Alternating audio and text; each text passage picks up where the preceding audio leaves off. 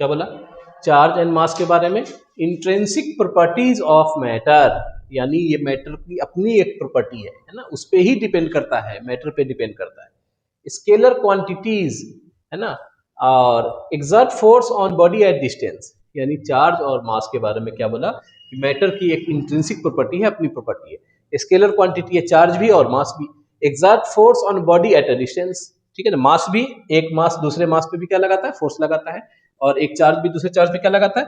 Force लगाता है। तो यहाँ पे हमने एक मास ले लिया m1 m2, यहाँ पे चार्ज बोल दिया q1 और चार्ज क्या बोल दिया बच्चों?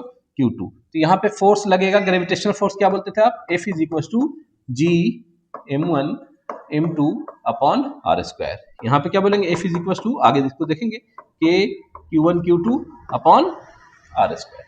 Charge can not exist without mass, यानी विदाउट मास चार्ज का एग्जिस्टेंस नहीं है।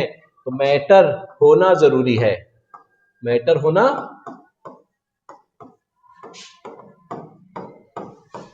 जरूरी है, मैटर इज इंपॉर्टेंट, है ना। जब तक मैटर नहीं होगा चार्ज का एग्जिस्टेंस नहीं होगा, ठीक है ना। मास can exit without zero net charge, ठीक है ना। किसी भी बॉडी के ऊपर नेट चार्ज कितना हो जाए, जैसे कोई भी एटम, एटम क्या है? इलेक्ट्रिकली न्यूट्रल है, उसके ऊपर चार्ज है लेकिन इलेक्ट्रिकली न्यूट्रल, मतलब नेट चार्ज कितना है? जीरो है। नेट चार्ज जीरो होने के बाद भी उस बॉडी के ऊपर मास हो सकता है, लेकिन ऐसा बिल्कुल भी नहीं हो सकता कि किसी बॉडी के पास चार्ज हो और मास ना हो, ठीक है ना।